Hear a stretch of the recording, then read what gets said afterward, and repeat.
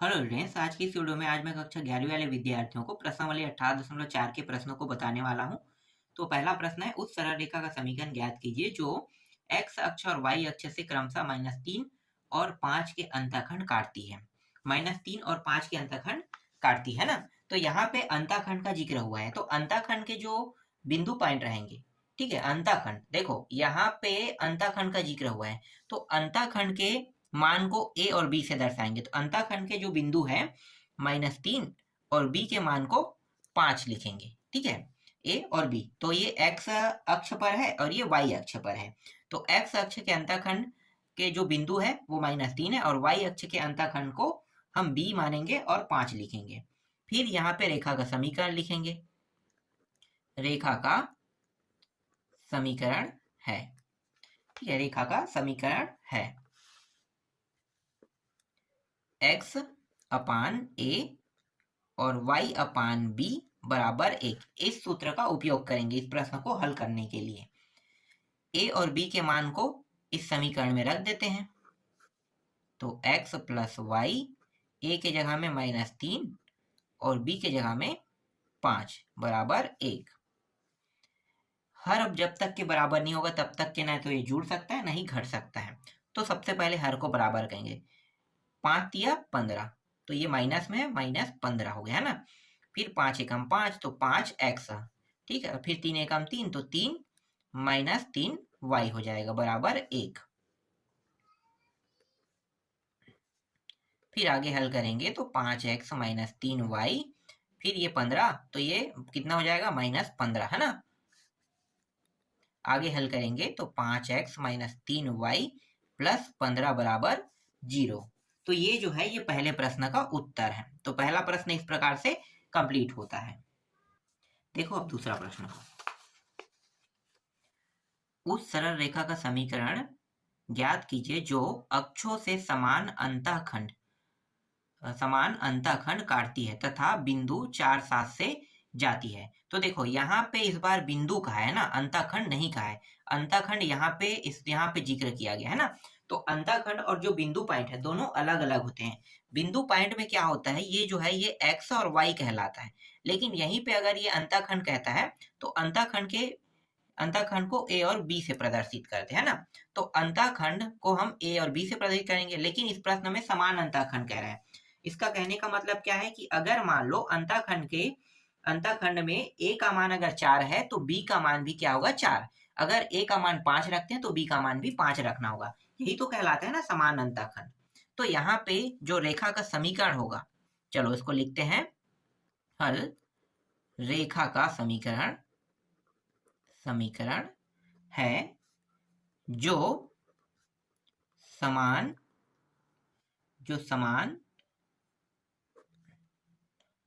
अंतःखंड, और अंतःखंड को यहाँ पे ए मान लेते हैं ना, क्योंकि ए या बी, ए रखें या तो बी भी रखेंगे। तो ए काटती है। तो x अपान ए और y अपान ए, देखो दोनों मानों को बराबर रखेंगे, है ना। बराबर मतलब अगर a रख रहे हैं तो उसको भी a रखेंगे, अगर b रखेंगे तो इसको भी b रखेंगे। समझ में आ गया। फिर बराबर 1। फिर ये जो बिंदु पॉइंट है x और y के मान है यहाँ पे रख देते हैं समीकरण 1 में। तो 4 + 7 और नीचे जो है हर बराबर है ना, तो a और ये 1। यहाँ पे मुझे एक स्टेप और करना था, इसे पहला समीकरण मत मानो, एक स्टेप और करते हैं, ठीक है। x और ये प्लस y बराबर, ये दोनों समान है, इसका मतलब ये a इस प्रकार से हो जाएगा, ठीक है। अब ये a जो है यहाँ पे आ चुका है। तो अब आगे जब इसको हल करेंगे तो 7 4 कितना होगा, 11, और ये a का मान कितना आ गया, 11, है ना। अब इस a के मान को यहाँ पे रख देंगे पहले समीकरण में, इसे पहला समीकरण मान लेते हैं। तो पहला समीकरण में रखेंगे तो ये हो जाएगा, यहाँ पे नीचे में कर लेते हैं। तो x + y बराबर 11, x + y, और इस साइड आके क्या हो जाएगा, माइनस हो जाएगा बराबर 0। और यही क्या है, इस प्रश्न का उत्तर है। तो देखो बहुत आसानी से ये आपका दूसरा प्रश्न भी बन गया। देखो अब तीसरा प्रश्न। तीसरा प्रश्न भी सेम टू सेम दूसरा की तरह ही बनेगा, है ना। कैसे बनेगा देखो मैं बताता हूँ अब आपको। देखो बिंदु यहाँ पे 3 और -5 दिया हुआ है से जाने वाली तथा दोनों अक्षों से बराबर किंतु विपरीत चिन्हों के अंतःखंड काटने वाली सरल रेखा का समीकरण ज्ञात कीजिए। तो आप सभी को पता है सूत्र क्या रहेगा भाई, थोड़ा सा डायरेक्ट हल करते हैं। x/a यही रहेगा। देखो दोनों बराबर है लेकिन विपरीत दिशा में। विपरीत का मतलब होता है अगर एक ही दिशा में चले तो प्लस लिखना है और विपरीत दिशा में चले तो माइनस।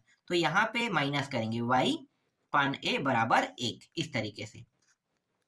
फिर इसको आगे हल करेंगे तो देखो ये जो मान है बिंदु बिंदु पॉइंट का, है ना, तो ये x और ये क्या रहेगा y रहेगा। तो 3 और पहले से यहाँ पे माइनस दिया है और -5 है। फिर ये दोनों समान है तो इसको a बस लिख लेते हैं बराबर 1। फिर आगे इसको हल करेंगे तो ये माइनस माइनस क्या हो जाएगा प्लस, है ना। तो 3 और 5 कितना हो गया 8 आ गया। और ये जो a है यहाँ पे आ जाएगा तो a इस तरीके से a का मान कितना आ गया 8 आ गया। ठीक, इसका एक और स्टेप होता तो उस स्टेप को मैं छोड़ दिया हूँ ना, उसको भी लिख लेते हैं। तो ये x माइनस वाई बराबर a ये होता। अब यहाँ पे मान को रख देते हैं, इसे पहला समीकरण नाम दे देते हैं। ये मान को रखेंगे तो मान को रखने पर कितना होगा तो देखो x माइनस वाई और यहाँ पे आ जाएगा 8। ठीक है 8 हो गया। अब 8 को इस पार लेके आते हैं तो x माइनस वाई माइनस 8 बराबर 0। यही क्या है इस प्रश्न का उत्तर है। देखो छोटा प्रश्न है इसलिए ज्यादा कैलकुलेशन करने की जरूरत नहीं और ज्यादा इसे समझाने की भी जरूरत नहीं पड़ा, है ना, आसानी से ये हल हो गया। चलो अगला प्रश्न देखते हैं। देखो चौथा प्रश्न, उस सरल रेखा का समीकरण ज्ञात कीजिए जो बिंदु 2 से होकर जाती है तथा जिसके द्वारा काटे गए अंतःखंड का योग कितना है 9 है। अब यहाँ पे देखो अंतःखंड का योग कह रहे हैं ना, मतलब a और b दोनों है ना अंतःखंड, तो a b का योग कितना होगा 9 होगा। चलो सबसे पहले हम लोग पहले रेखा का समीकरण लिख लेते हैं। तो हल रेखा का समीकरण है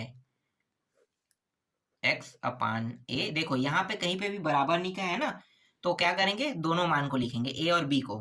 तो x प्लस वाई अपान x/a प्लस y/b बराबर 1। ठीक है, इस तरीके से हमें क्या करना है लिखना है। इसे हम समीकरण 1 नाम दे देते हैं। ठीक, आगे क्या करें अंतःखंड का योग 9 है। अंतःखंड का योग 9 है, इसका मतलब क्या है कि ये जो यहाँ पे पहले लिख लेता हूँ अंतःखंड, है ना, अंतःखंड। तो a प्लस b इन दोनों का योग 9 इस तरीके से। अब a और b का मान हमारे पास तो नहीं है तो क्या करेंगे इनमें से a बराबर 9 माइनस b इस तरीके से करके ये जो a का मान है यहाँ पे रख देंगे समीकरण 1 में। तो समीकरण 1 में a का मान रखने पर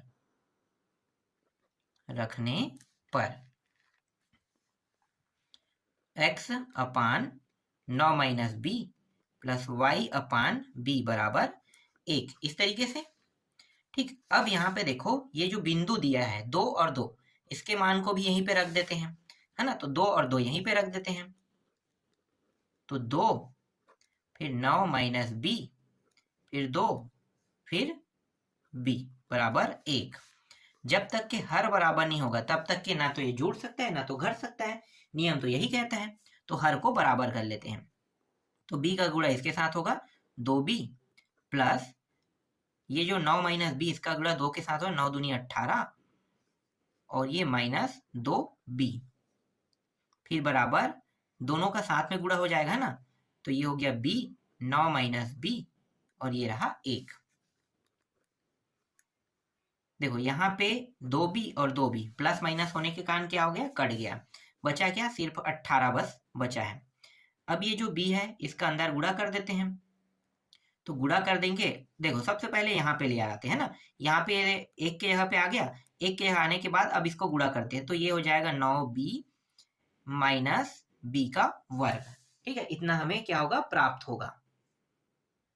अब ये जो पूरा मान है राइट हैंड साइड में इसको लेफ्ट हैंड साइड में लेकर आते हैं तो राइट हैंड साइड में 0 बचेगा और ये पूरा मान देखो ये जो माइनस में इस साइड आके क्या हो जाएगा प्लस में हो जाएगा और ये प्लस में है तो ये माइनस में हो जाएगा और ये पहले से अपने साइड में है और प्लस में है तो प्लस में ही लिखना है। अब गुणनखंड कर देते हैं। तो गुणनखंड का मतलब क्या है, मध्य पद को दो हिस्सों में तोड़ना होता है ना। तो दो हिस्सों में तोड़ेंगे तो इस प्रकार से तोड़ेंगे कि इनको तोड़ने पर -9 भी आना चाहिए और जो संख्या है संख्या को गुणा होने पर 18 आना चाहिए। तो इसको हम दो हिस्सों में तोड़ेंगे तो एक हिस्सा कितना हो सकता है, 6 हो सकता है।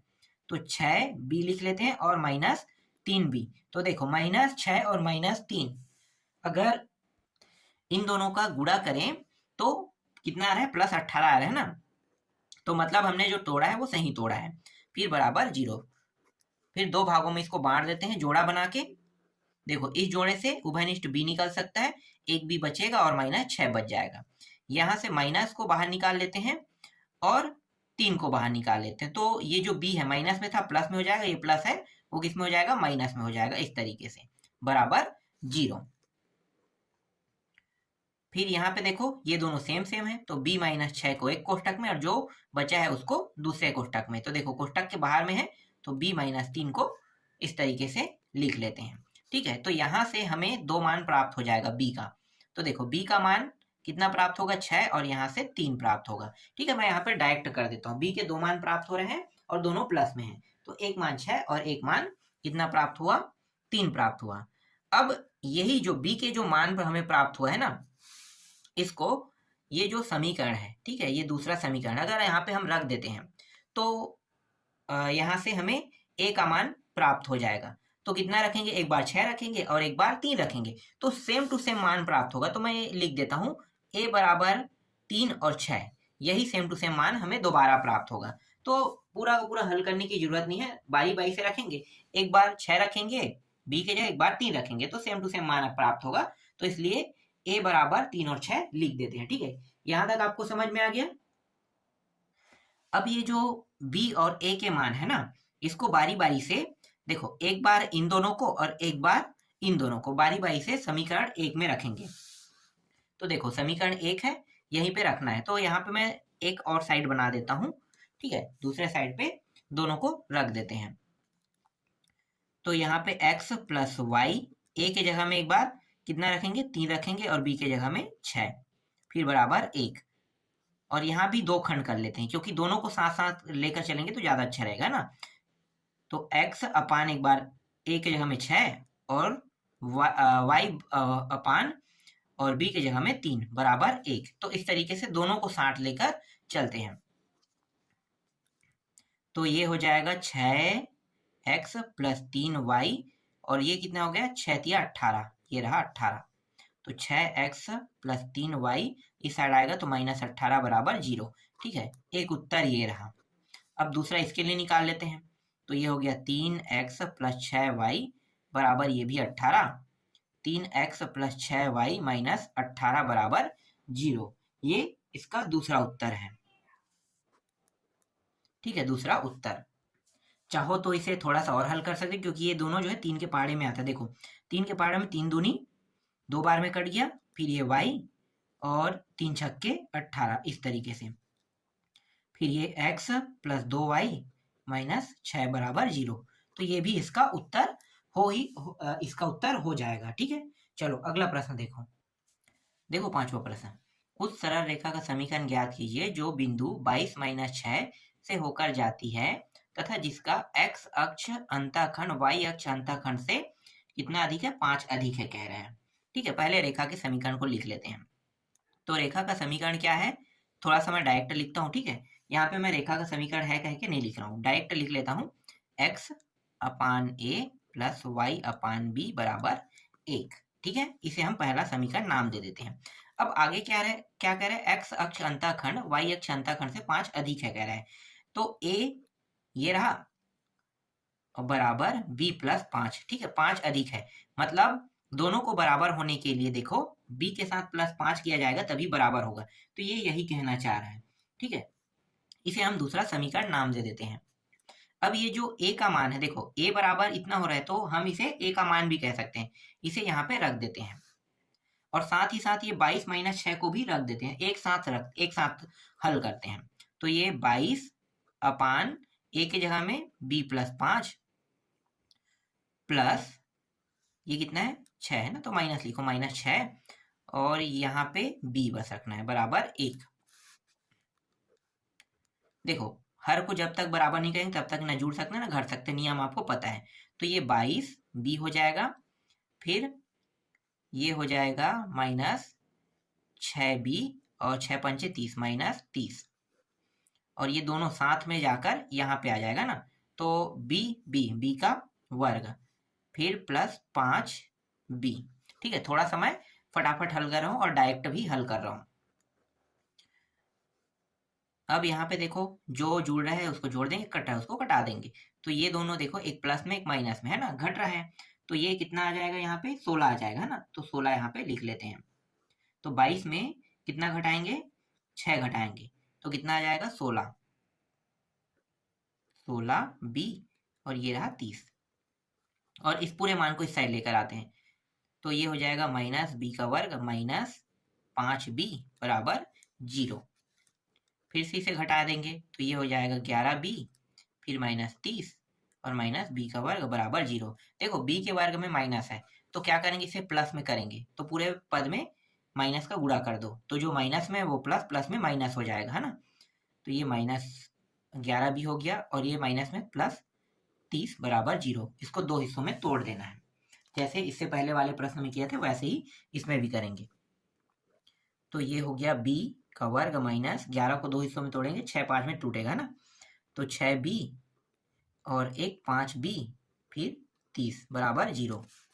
जोड़ा बना दो, तो इस जोड़े से b बाहर निकल जाएगा, एक b बचेगा और 6 बचेगा। फिर यहाँ पे माइनस 5 को बाहर निकाल दो, b या ये माइनस 6 बराबर 0। तो ये b माइनस 6 और b माइनस 5, तो b के दो मान हमें यहाँ पे प्राप्त हो गया, एक 6 और एक 5। माइनस में होने के कारण दोनों मान क्या किस में प्राप्त होगा, प्लस में, बराबर 0। अब ये जो मान है b के जो दोनों मान, अगर इसको समीकरण 2 में रखोगे तो a के मान आ जाएगा ना, तो सेम टू सेम आएगा। यहाँ भी जो a का मान है वो सेम टू सेम आएगा, तो मैं लिख लेता हूँ 5 पहले, ठीक है, इसके बाद 6। देखो जस्ट अपोजिट प्राप्त होगा, याद रखना, यहाँ पे 6 है तो a का मान 5 होगा, अगर ये 5 है तो b का मान कितना प्राप्त होगा, 6 प्राप्त होगा। इसलिए 6 यहाँ पे प्राप्त हुआ तो मैंने आगे में 5 लिखा है, और 5 यहाँ प्राप्त हुआ तो 6 मैंने लिख दिया है। ठीक है, अब समीकरण 1 में a b के मान को रख देंगे। तो समीकरण 1 में a b के मान को रखेंगे तो x अपान a के जगह में कितना रखेंगे, 6 नहीं 5, ये है ना, ये है a के जगह में 5 और y b के जगह में 6 बराबर 1। दो खंड कर लेते हैं, x प्लस वाई, और नीचे में a के जगह में इस बार 6 रखेंगे तो दूसरी बार 5 रखेंगे। इस तरीके से सेम टू सेम हल हो रहा है ना, जैसे इससे पहले वाले प्रश्नों को हल किया था वैसे ही ये भी। तो ये हो गया 6x प्लस 5y बराबर 6 पंचे 30। तो ये हो गया 6x प्लस 5y माइनस 30 बराबर 0, और ये हो जाएगा 5x प्लस 6y बराबर 6 पंचे 30। तो 5x प्लस 6y माइनस 30 बराबर 0।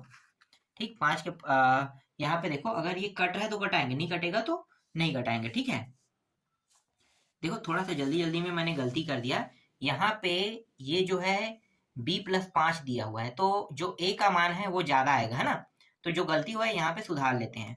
जल्दी जल्दी में मैं भी ध्यान नहीं दे पाया। ठीक है, मुझे लगा कि सेम टू सेम चौथे की तरह हल होगा, सेम टू सेम मान है तो यहाँ भी वैसे ही मान होगा, कह के मैं हल कर दिया। ठीक है, यहाँ पे हल कर लेते हैं। a बराबर एक मान कितना था, 6 है, तो 6 प्लस 5 कितना हो गया, 11 है ना, 11 यहाँ पे प्राप्त हो गया a का मान। फिर a का दूसरा जो मान है, दूसरी बार a बराबर 5 b बराबर 5 रखना है, 5 प्लस 5 और ये रहा 10। ठीक है, दूसरी बार हमने रखा तो ये मान प्राप्त हुआ। तो यहाँ पे ये जो a के मान है ये गलत है, 11 है एक 10 है। ठीक है, 11 एक 10। ठीक, सुधार लेते हैं, ये जो पूरा जो गलत है इसको काट दो, x प्लस x और एक हो गया 11 और प्लस कितना हो जाएगा, एक 11 और एक 6 हो जाएगा, y 6 और ये रहा 1। ठीक है, अब दो खंड करो, इसी तरीके से x प्लस वाई और एक हो जाएगा 10 और एक हो जाएगा 5 फिर 1, इस तरीके से दो खंड कर लेते हैं ना। तो ये हो गया 6x प्लस 11y बराबर ये 66 6x प्लस 11y माइनस 66 बराबर 0। एक उत्तर यहाँ पे आ गया। दूसरा उत्तर निकालते हैं तो ये हो गया 5x प्लस 10y बराबर 50 और ये हो गया 5x प्लस 10y माइनस 50 और ये आगे और हल हो सकता है। देखो 5 के पार्ट हमारे ना तो x 2y और ये 10 बराबर 0। तो ये दूसरा उत्तर हो गया। ठीक है, दोनों उत्तर सही हैं। तो इस तरीके से इस प्रश्न को बनाना था। ठीक है, तो ये प्रश्न भी कंप्लीट होता है।